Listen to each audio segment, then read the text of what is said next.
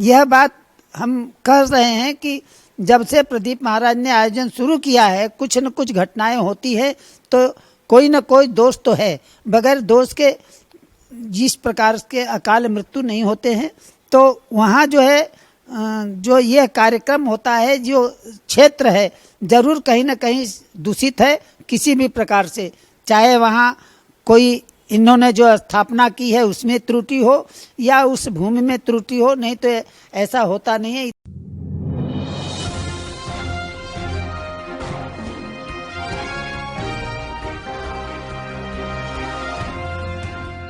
शुरू करो, डालो बुनियाद, घर महल नजर आएगा। वंडर लाइए, वंडर अपनाइए, फर्क नजर आएगा। वंडर सीमेंट, फर्क नजर आएगा। नमस्कार, मैं हूं रविंद्र जैन और आप देखना शुरू कर चुके हैं सबकी खबर। हम पिछले 3 दिन से लगातार सीहोर के पास जो कुबरेश्वर धाम है वहाँ जो अव्यवस्थाओं की खबर वो लगातार दिखा रहे हैं। हमारा उद्देश्य सिर्फ इतना है कि यदि आप किसी को बुला रहे हैं तो उनके लिए व्यवस्था होना चाहिए, और यदि व्यवस्था नहीं है तो फिर इतनी बड़ी संख्या में लोगों को नहीं बुलाना चाहिए। आप और हम जानते हैं कि पिछले 3 दिन में 5, 6 और 7 अगस्त तक वहाँ लगभग 7 से 8 लोगों की मौत हो चुकी है और 5 से 6 लोग अभी भी लापता हैं, मिल नहीं रहे हैं। प्रशासन हाथ पे हाथ धरे बैठा हुआ है। कलेक्टर, एसपी कोई कार्रवाई करने को तैयार नहीं है, जबकि नियमानुसार पूरे देश भर में इस तरह की यदि कहीं घटनाएं हुई हैं तो जो व्यक्ति परमिशन लेता है, जो व्यक्ति इस आयोजन को करता है, वो आयोजकों के खिलाफ निश्चित तौर पे एफआईआर होती है। लेकिन पता नहीं क्यों सीहोर के मामले में प्रशासन ने मौन साध लिया है। तो आज सवाल ये है कि क्या हाई कोर्ट, सुप्रीम कोर्ट या लोअर कोर्ट स्वयं संज्ञान लेगा? क्या वो खुद इनको नोटिस देगा, या कोई ऐसा सामाजिक कार्यकर्ता जो कोर्ट में जाए और कोर्ट में जाके बताए कि इस तरह की व्यवस्थाएं आगे तब तक ना हो जब तक वहाँ व्यवस्थाएं ना हो जाएं। आप और हम जानते हैं कि 3 दिन तक भोपाल और इंदौर का सड़क संपर्क पूरी तरह कट गया था।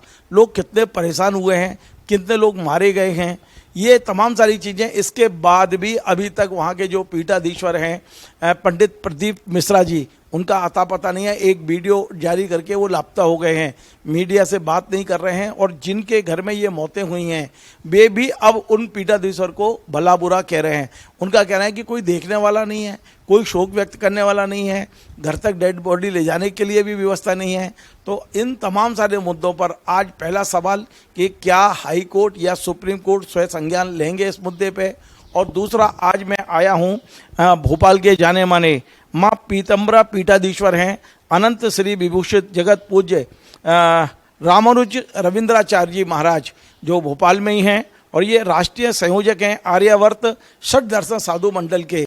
मैं इनसे समझता हूँ कि संतों में और प्रवचनकार में, कथाकार में क्या अंतर है, और इस तरह के जो भव्य आयोजन होते हैं इससे लेकर अब साधु संतों का क्या विचार है। आपको बहुत बहुत प्रणाम करता हूँ, सादर चरण स्पर्श आपके चरणों में। ये जो घटना हुई है, इस घटना को लेकर मैं आपके विचार समझना चाहता हूँ और अपने तमाम दर्शकों को पहुँचाना चाहता हूँ कि ये कथावाचक और संतों में आज क्या हो रहा है कि अधिकांश लोगों ने कथावाचकों को ही संत समझ लिया है, उन्हीं को प्रणाम कर रहे हैं और उन्हीं से अपनी सारी समस्याओं का समाधान चाहते हैं। क्या कहेंगे महाराज जी? आशीर्वाद के साथ, आपके और आपके यूनिट को आशीर्वाद के साथ, यह दुखद जो आपने समाचार अभी दिया है कि 7-8 लोग जो है भगवान के श्री चरणों में पलायन कर गए हैं, तो यह साधु और कथाकार में फ़र्क यह है कि साधु पहले अपनी व्यवस्था जितनी होती है उतने लोगों को आमंत्रण देता है, खाने पीने रहने और हर प्रकार की। और कथाकार जो है वो चाहते हैं खाली भीड़ बुलाना, और उनका प्रयास क्या है, कथाकार किस प्रयोजन से इतने बड़े बड़े आयोजन करते हैं जिसमें सरकार अगर इस प्रकार के आयोजनों के लिए पहले से व्यवस्था नहीं करती तो इस प्रकार की घटनाएं। और मेरा मानना ये है कि जब से प्रदीप मिश्रा जी ने कुबेरेश्वर धाम बनाया है, शायद हो सकता है कि कहीं न कहीं कोई ऐसी त्रुटि हुई है कि वहाँ हर साल कुछ न कुछ अनहोनी घटनाएं होती रहती है, जो शास्त्र के लिए और धर्म के लिए और समाज के लिए और स्थानीय जहाँ यह आयोजन हो रहा है उसके लिए भी उचित नहीं है। कलेक्टर हों, कमिश्नर हों, इनको जब तक ये ध्यान नहीं देंगे इस प्रकार की घटनाएं होती रहेंगी। अच्छा, और हमारे कई घर परिवार जो है इस प्रकार अकाल मृत्यु को प्राप्त होते हैं। ये कोई मृत्यु ऐसा नहीं कि सदगति हो गई।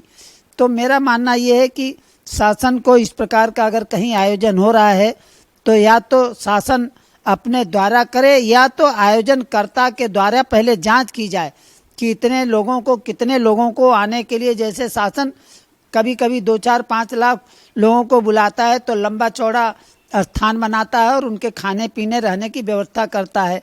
तो क्या इस प्रकार का प्रदीप महाराज कोई आयोजन करते हैं तो क्या व्यवस्था उन्होंने बना रखी है जो शासन ने उनको अनुमति दे रखी है? ये इस प्रकार का जो कृत्य हो रहे हैं ये हमारे समाज के लिए, धर्म के लिए एक भयावह स्थिति पैदा कर रही है। कल आने वाले अभी 7 लोग मरे हैं, कल 7,000 मर सकते हैं, 7 लाख मर सकते हैं। तो इस प्रकार से ये आयोजन ठीक नहीं है। और प्रदीप महाराज जो है जो चमत्कारिक बातें बताते हैं जिसके लिए लोग आते हैं उनके कथा में, उनसे भी हमारा सुनने वालों से, भक्तों से भी आग्रह है कि इस प्रकार का कोई चमत्कार रामकृष्ण ने नहीं किए हैं तो किसी कथाकार से या किसी संत से आप ऐसी उम्मीद न करें कि हम उनकी विचारों को सुन करके और हम इस प्रकार से इस देश में, इस संसार में, इस स्थान पे जहां हम रह रहे हैं संपन्न और हर तरह से अपने परिवार को सुखी और संपन्न बना सकते हैं। और ये एक सवाल अभी आपने बड़ा महत्वपूर्ण बात कह दी बातचीत में कि वहाँ तीर्थ बनाते समय कोई त्रुटि हुई है प्रदीप महाराज से। आपकी दिव्य दृष्टि में क्या आ रहा है, क्या त्रुटि हुई होगी? क्या कोई वास्तु दोष हुआ है या वहाँ पर कुछ ऐसा हो गया है कि खुद महादेव नाराज हैं और महादेव अपना कोई ना कोई ऐसा रूप दिखा रहे हैं कि हर बार कोई ना कोई मारे जा रहे हैं लोग? अभी जैन साहब आप हमारे नाम के ही नाम राशि है। आपको बताएं कि इसी प्रकार का दोष जो है एक भोजपुर मंदिर में भी है, जो आज तक वो मंदिर अधूरा रह गया, जबकि इतना प्राचीन मंदिर है।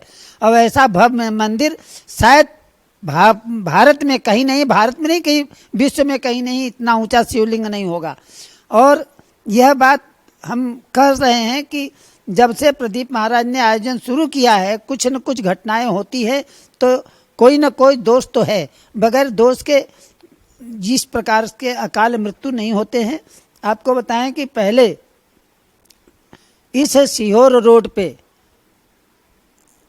कई घटनाएं हर महीने 2 महीने में या मेरे विचार से हर सप्ताह में 1-2 एक्सीडेंट होता था, 1-2 जरूर अकाल मृत्यु होती थी। उसमें हमारे गुरु भाई जो है भी थे उस मृत्यु में, जो कि सीहोर में नरसिंह मंदिर है बढ़िया खेड़ी में, उसके महंत थे। लेकिन आते समय भैंस से एक्सीडेंट हो गया और फंदा के करीब, और वहीं पर उनकी जो है ये अस्पताल में भर्ती रहे, फिर उनका प्राणांत हो गया। तो वहाँ जो है जो ये कार्यक्रम होता है, जो क्षेत्र है जरूर कहीं ना कहीं दूषित है किसी भी प्रकार से, चाहे वहाँ कोई इन्होंने जो स्थापना की है उसमें त्रुटि हो या उस भूमि में त्रुटि हो, नहीं तो ऐसा होता नहीं है। इतना बढ़िया उन्होंने जो है नाम दिया है कुबेरेश्वर महादेव। तो मैं समझता हूँ कि वहाँ जो लोग दर्शन के लिए जाए वह खजाना का मालिक बने, लेकिन ऐसा नहीं हो रहा है, बल्कि ये हो रहा है कि खजाना तो ठीक है लेकिन कुछ लोग वहाँ पीड़े पा रहे हैं।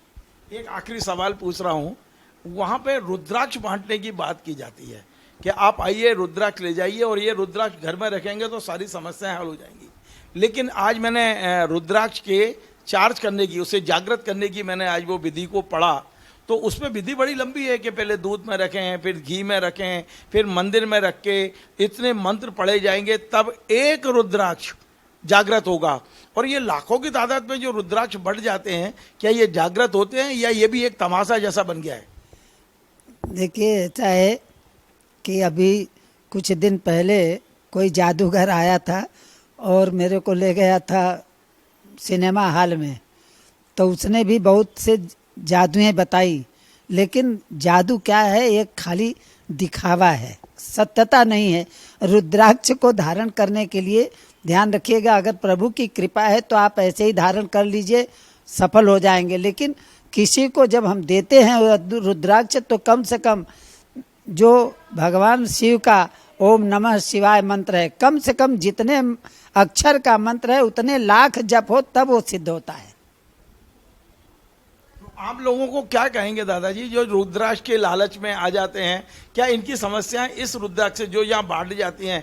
मुझे पता चला है कि मतलब बोरों में भर के आते हैं और ऐसे फेंके जाते हैं, लोग लपक लपक के ले जाते हैं और उसके लिए भगदड़ मचती है और अव्यवस्था होती है। अगर ऐसा होता कि रुद्राक्ष से ही लोग संपन्न और समृद्धशाली हो जाते, पराक्रमी हो जाते, तो हमारे यहाँ बहुत से ऐसे वृक्ष हैं जो जिनमें से ऑटोमेटिक लोग ले आ सकते हैं बोरों से। और रुद्राक्ष का ये सब खाली एक चमत्कार का नाम दे करके भीड़ इकट्ठा करना है और भीड़ इकट्ठा करने के बाद फिर इस प्रकार के दुर्घटनाएं होते रहेंगी। अगर भविष्य में इस प्रकार से शासन प्रशासन या वहाँ का स्थानीय जो शासन है, कलेक्टर है, कमिश्नर हैं, ये लोग अगर ध्यान नहीं देंगे, वहाँ के जो विधायक महोदय हैं वो बड़े धर्मशील हैं, अगर वो चाहे तो ये सब काम सुगमता से और सरलता से और अच्छे तरह से हो सकता है। बहुत बहुत धन्यवाद। तो आप थे जगत गुरु रविंद्राचार्य जी महाराज जो पीठाधीश्वर हैं, और मैं अभी इस समय भोपाल में आयकर कॉलोनी है नेहरू नगर में, यहाँ के पीठाधीश्वर हैं।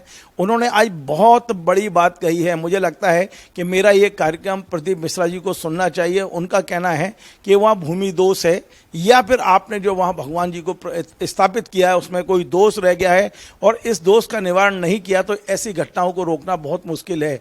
एक बड़ा संदेश आज कि कुबेरेश्वर महाराज की स्थापना में, भगवान की स्थापना में कोई दोष है और इस दोष के का ही कारण है कि इस तरह की काल कल्पित लोग हो रहे हैं, लोग मारे जा रहे हैं और ये घटनाएं आज नहीं हुई, ये लगातार होती जा रही हैं। पंडित प्रदीप मिश्रा जी, आपको पीठाधीश्वर रविंद्र महाराज जी से आके मिलना चाहिए और जो भी दोष है उसे दूर करने की कोशिश भी करना चाहिए। आपको हमारा कार्यक्रम पसंद आए तो आप इसे शेयर करें, लाइक करें, कमेंट करें और आपसे बार बार निवेदन है हमारे इस चैनल को सब्सक्राइब अवश्य करें। धन्यवाद।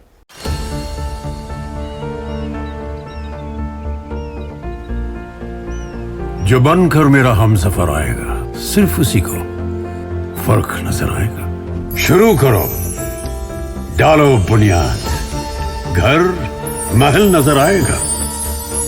वंडर लाइए, वंडर अपनाइए, फर्क नजर आएगा। वंडर सीमेंट, फर्क नजर आएगा।